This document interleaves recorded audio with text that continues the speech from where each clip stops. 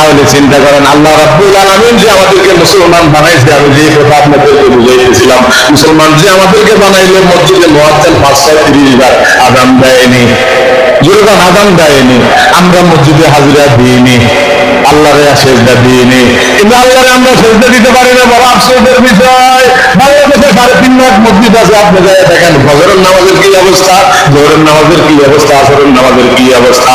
মুসলমানের সবচেয়ে পরিচয় হলো আল্লাহ রাব্বুল আলামিন আমাদেরকে যে একটা কালেমা দিয়েছে, লা ইলাহা ইল্লাল্লাহু মুহাম্মাদুর রাসূলুল্লাহ সাল্লাল্লাহু আলাইহি ওয়াসাল্লাম।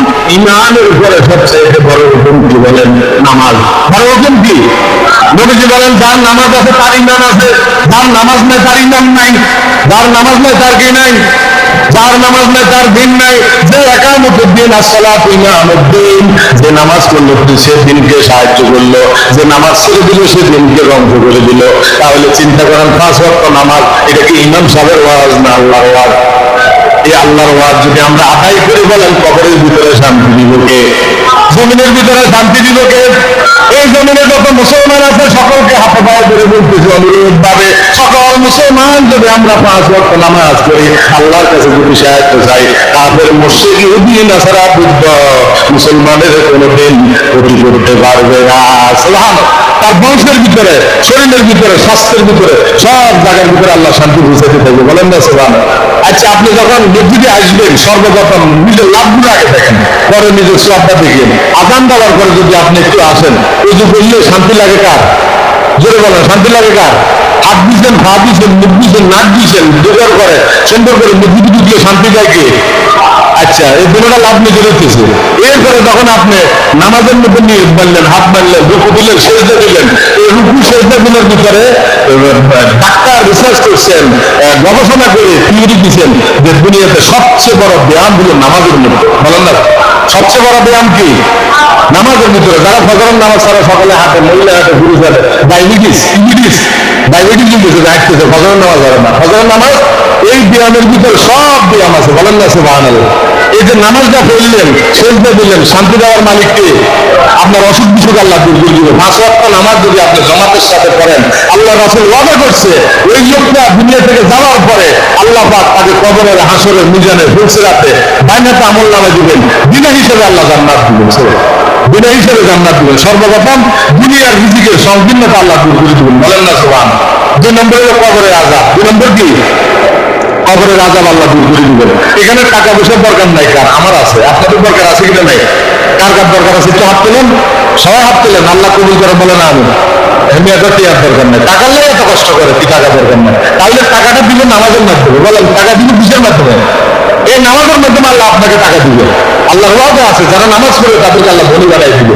2 নম্বর হইল কবরের আযাব। কম না বেশি? বলেন, কেউ যাবে না, ওই কবরের আযাব আল্লাহ হটাইয়ে দিবেন।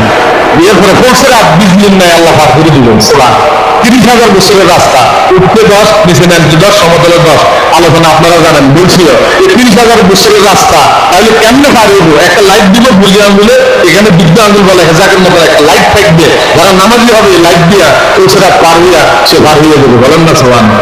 এরপরে দিয়ে হাসরের মাঠে আল্লাহ রাব্বুল আলামিন ওই বান্দা থেকে কোনো হিসাব নেবেন না। ডাইন হাতে আমলনামা দিবেন। ওনাতে ডাইন হাত আল্লাহর কাছে দাম কম না বেশি? আমাদের কাছে অনেক বেশি। তাহলে ডাইন হাতে আমলনামা ভাই করলে নামাজের দরকার আছে না? যারা নামাজের জন্য হাসরের মাঠে বলেন, আল্লাহর কসম করে দিলেন, হাদিসের মধ্যে আছে, সব জায়গা আছে, ডাইন হাতে আমলনামা দিবেন না? আমার তো মনে হয় না, হাদিসে আছে দিবে না। এই জন্য নামাজ পড়লে ডাইন হাতে আল্লাহ আমলনামা দিবে। আর বলছে যারা নামাজি হবে বিনা হিসাবে আল্লাহ জান্নাত দিবে। কোন হিসাবে বলেন?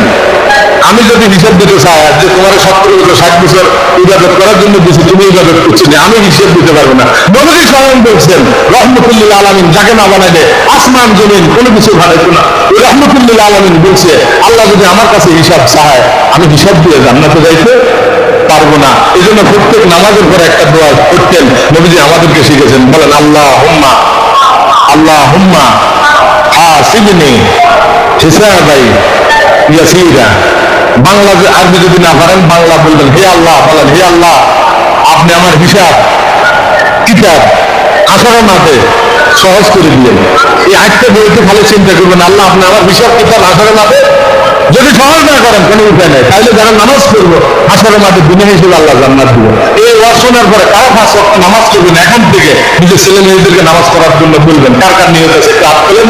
আল্লাহ আপনি আমাদের সকলকে কবুল করেন, বলেন আমিন।